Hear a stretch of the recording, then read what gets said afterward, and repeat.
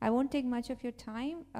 And the synopsis from last week, I was reading it, and it is so blissful that it falls exactly, in place where you can know about what Shiva is. Why is it like in Savan? So last week we read chapter 43 of Koti Rudra Samhita, volume 3, Shivpuran. In this, Sutta explained about Shiva so that the beings can attain highest form of salvation. Sutta explained that the entire universe is holy Shiva. Brahma to the last blade of grass, all the Shiva. Everything is Shiva, and Shiva everything. The individual soul is contaminated with ego and gets a body due to his prarabdha karmas. Devotion to Shiva purifies the soul and frees it from ego. By Shiva's grace, the soul becomes liberated and attains Shiva again. By practicing yoga, one gets the desire to get released from the body, and thus devotion to Shiva increases. From devotion arises love. From love arises the desire to hear about Shiva. And from the desire to hear about him comes the desire to associate with him. Association with Shiva leads to the bliss, and by Shiva's grace, salvation is attained. No one else can grant salvation other than Shiva. This concludes the Koti Rudra Samhita compendium of the Shivpuran. We will start the new compendium, which is called the Umasamhita. Nidhi Aunty is going to read chapter 1 and 2 of the compendium in English today. There is no Hindi reading. Jai Guruji, Shukrana Maharaj.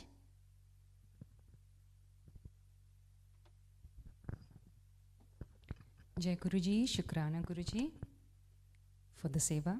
Om Sai Nathaya Namaha, Om Rim Shri Gurubhyo Namaha. Umasamhita, Chapter 1. Krishna meets Upamanyu.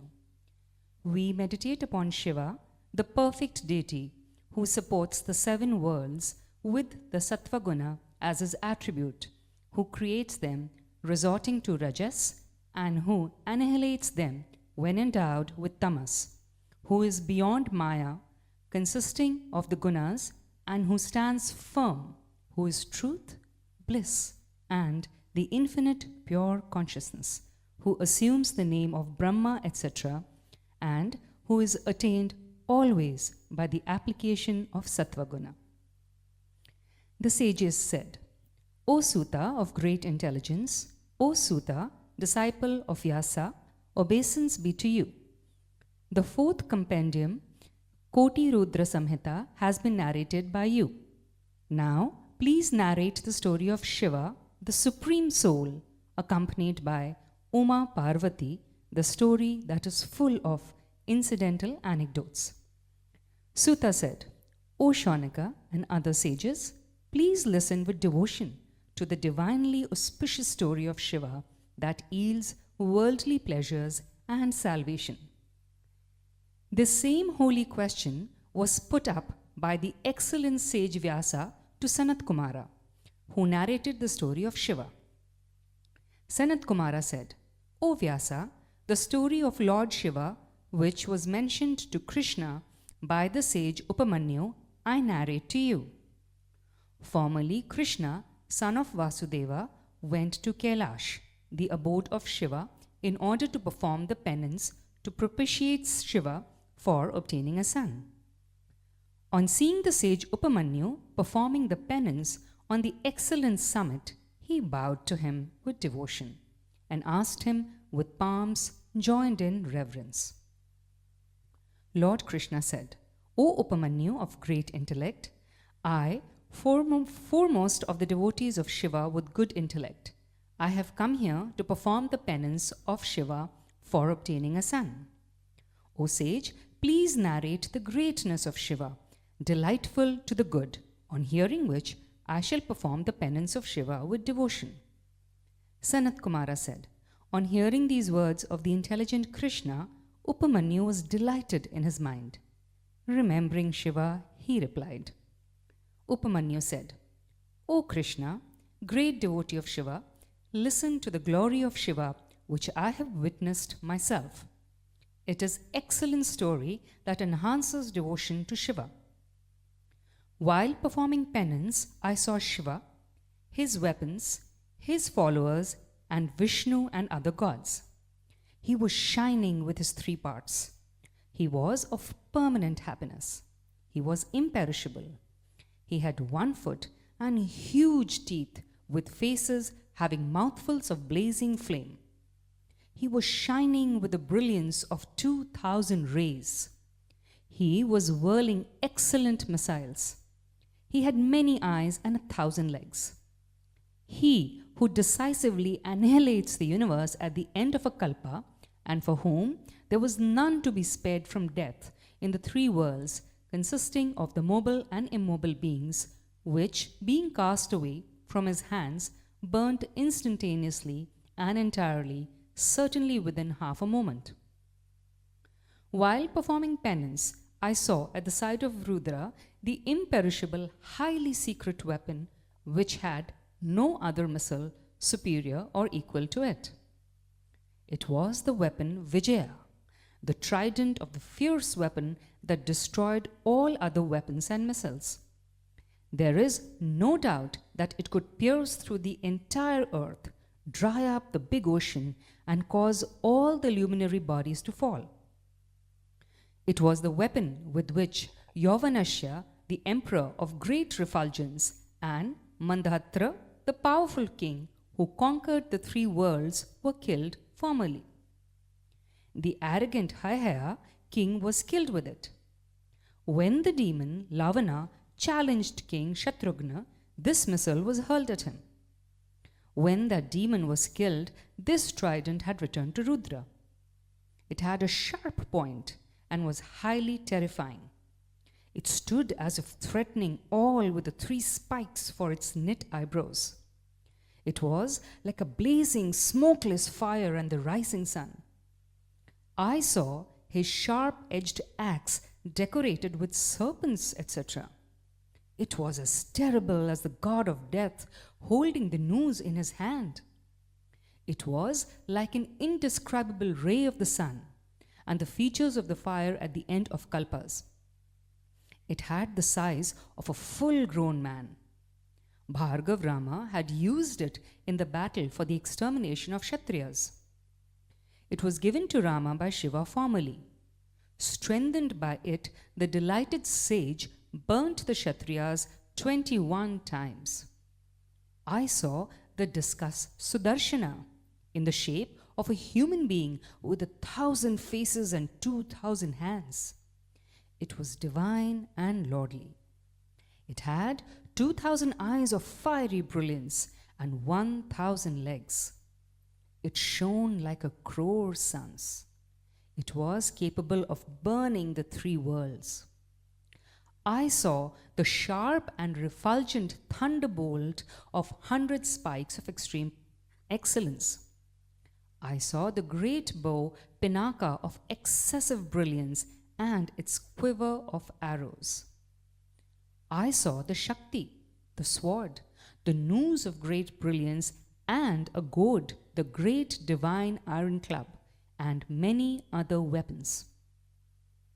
On either side of Lord Rudra, I saw the weapons of the guardians of the quarters. To the right of the Lord was Brahma, the grandfather of the worlds, seated in his aerial chariot fitted with a swan. It was divine and as speedy as mind. Narayana, holding conch, discus, and mace, stood on his left, seated on the Garuda. Brahma and other Manus, Bhrigu, and other sages, Indra and other gods, all were there. Holding his Shakti and a bell and seated on his peacock, Skanda stood near the goddess like another fire god. Nandin stood in front of Shiva, holding the trident. All the goblins, Ganas, and the mothers were present there. Bowing to Lord Shiva and surrounding him on all sides, the gods eulogized the Lord with different kinds of hymns. I saw on either side of the Lord whatever is seen or heard in this world. I was surprised at it. Oh Krishna, it appeared as though some sacrifice was going on there. In that sacrifice, I became immersed in great delight. I was bowled to a great extent on seeing Shiva in front. With palms joined in reverence and words choked with tears of joy, I worshipped him duly with various kinds of hymns. Then the delighted Lord Shiva spoke to me laughingly in sweet words with great pleasure. O Brahman, you cannot be shaken by me, though I try again and again. You have been tested by me. Welfare be to you. You are steadily endowed with devotion. O one of great rights, I am delighted. Choose the boon. There is nothing which cannot be given to you, even if it happens to be something rare and inaccessible to all the gods. On hearing the lovely words of Shiva, I spoke to the Lord, sympathetic with the devotees, with palms joined in reverence. Upamanyu said, O Lord, if you are satisfied and my devotion is firm and steady, may, in virtue of that truth, my knowledge comprehend the past, present, and future. Grant me infinite devotion, never swerving or straying from you. Let me and my family have milk pudding every day. O Lord, may you be present in my hermitage every day. Let my mutual friendship with your devotees flourish forever. O leading sign of the family of Yadus, thus requested by me, Lord Shiva laughed and glanced at me with his merciful eyes. He said to me, Shiva said, O Upamanyu, O dear, O sage, you will be free from the defects of old age and death. Achieve all desires. You will deserve the worship of the sages. You will have fame as your wealth.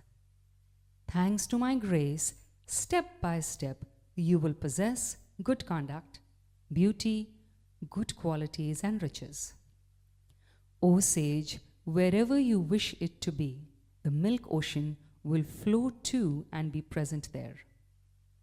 By the time that nectarine milk is fully controlled, you will see Vaivasvata Kalpa along with your kinsmen.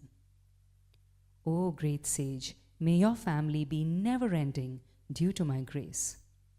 I shall be always present in your hermitage. Let your devotion to me be permanent.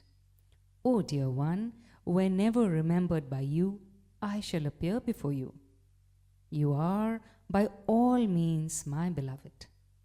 Be happy realizing all your desires.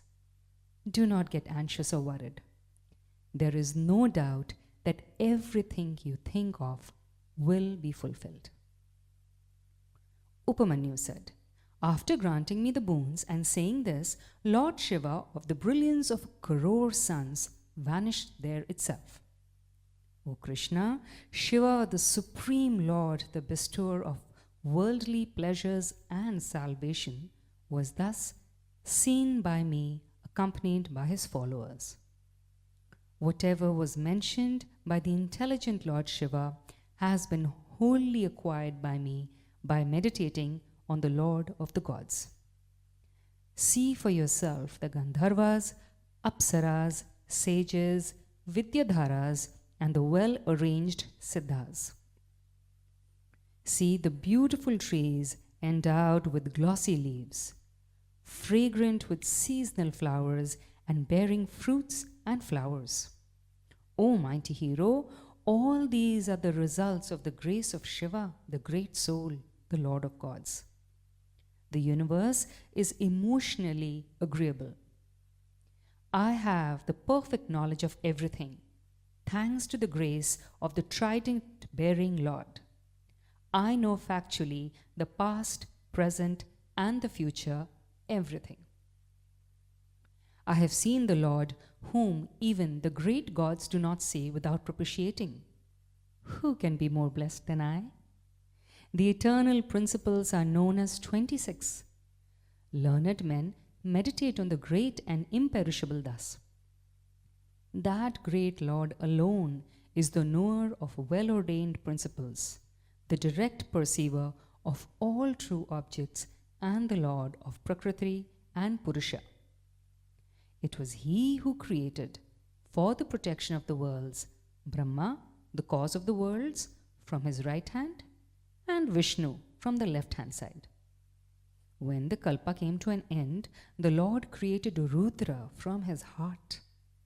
Then he annihilated the universe, including the mobile and immobile beings. At the end of Yugas, Lord Shiva becomes Kal and stands devouring all the living beings like the fire of dissolution, Samvartaka. The Lord is omniscient, the soul and the material and effective cause of all living beings. He is all-pervasive and visible to all deities. Hence, propitiate him for the acquisition of a son. Shiva, favorably disposed to his devotees, will become delighted with you soon. Chapter 2. Upamanyu's instruction. Sanat Kumara said, on hearing the words of sage Upamanyu, the great soul devotion to Lord Shiva was generated in Krishna, and he spoke to the sage. Lord Krishna said, "O dear, O Upamanyu, be merciful to me. Please mention the details of the persons who have attained their desires by propitiating Shiva." Sanat Kumara said, on hearing the words of Krishna, that sage Upamanyu, the great devotee of Shiva, the storehouse of mercy, praised him and said, Upamanyu said, O leading scion of the family of Yadus, I shall enumerate the various devotees by whom the cherished desires of their hearts have been realized through the propitiation of Shiva. Please listen. Formerly, Hiranyakashipu attained the glory of the suzerainty over all the gods for a period of 1,000,000 years from the moon-crested Lord Shiva. His excellent son, Nandana, was very famous. Thanks to Shiva's boon, he kept Indra under him for 10,000 years. O Krishna, the terrible disgust of Vishnu and the thunderbolt of Indra became shattered against his person during a great battle. The weapons, missiles, discus, thunderbolt never became effective in the body of Graha of great might during battles, thanks to the dharma of that intelligent one. The gods were harassed by Graha, the mighty one. Leading asuras to whom the Lord had granted boons killed gods with impunity. Shiva, the Lord of all worlds, when satisfied, granted the lordship over the 3 worlds to Vidyut Prabha for a period of 100,000 years. Shiva blessed him with 10 million sons also and said, You will become my follower forever. O Krishna, the delighted Lord Shiva lovingly gave him an auspicious kingdom in Kusha Dweep. The Daitya Shatamukha, created by Brahma, performed the penance of Shiva formerly for 100 years and obtained 1,000 sons. The famous sage Yajnavalkya, glorified in the Vedas, propitiated him and acquired excellent knowledge. The sage Vedavyas, who had acquired unequaled glory, propitiated him and attained knowledge of the 3 times, past, present, and future. The Balakhelyas, harassed by Indra, secured from Shiva the invincible Garuda, who brought them soma juice. When all the waters became dried up and lost by the prior fury of Shiva, they were worshipped and made to flow again by the gods through the skull. Anasua, the chaste wife of Atri, observed fast for 300 years, sleeping only on the threshing rod. She secured the 3 sons, the sage Dattatreya, Durvasas, and the moon, thanks to Shiva's favor. She made Ganga flow in Chitrakoot. O Madhusudan, after pleasing Mahadev, the bestower of happiness to the devotees, Vikarna obtained great siddhi. King Chitrasen, of steady devotion, delighted Shiva and attained freedom from the terror of all other kings and unequal pleasure as well. Shrikara, the son of a cowherdess, became his devotee on seeing the worship of Shiva performed by the king and attained great siddhi. O Krishna, Prince Chitarangada, the husband of Simantini, was drowned in Yamuna but was saved by Shiva's blessings. He went to the abode of Takshak and gained his friendship. The delighted prince of good rights then returned to his house with diverse riches. O Krishna, his beloved wife Simantini, who regularly performed Somavrat, acquired excellent blessedness and fortune thanks to Shiva's grace. While she was performing this vrata, a certain Brahmin boy out of grade had assumed the guise of a woman fraudulently. Due to her power, he became a woman permanently. Chanchala, a vicious harlot, heard a virtuous story from a Brahmin at Gokarna and became a devotee of Shiva. She attained the great goal. Binduga, the sinning husband of Chanchala, heard Shivpuran through the good offices of his wife and attained the good goal of Shiva. Pingala, a notorious prostitute, and the base Brahmin Mandar worshipped the bull of Shiva and attained the supreme goal. A certain prostitute, Mahananda, devoted to Shiva, dedicating herself at the feet of Shiva, delighted him and attained good goal. Kekai, a Brahmin girl, respectfully performing Shiva's vratas, attained great happiness, thanks to the regular performance of Shiva's vrata. O Krishna, King Vimarsana, adopting Shiva's devotion, attained great goal formerly, thanks to Shiva's blessings. Durjana, a sinful knavish king running after women, attained Shiva thanks to devotion to Shiva. He was unaffected by all actions. A hunter, Shankara, performing Shivarata along with his wife and attached the bhasma from the funeral pyre, attained the great goal by his devotion. O Krishna, a Chandal woman, Saumini, performed the worship by ignorance and attained the goal of Shiva by the blessings of the Lord. A hunter, Mahakal, a wild Kirata, habitually injuring others, worshipped Shiva with devotion and attained the goal of the good. Durvasas, a leading sage, popularized his cult in the world thanks to the blessings of Shiva. He spread Shiva's cult of devotion that yields salvation to the devotee.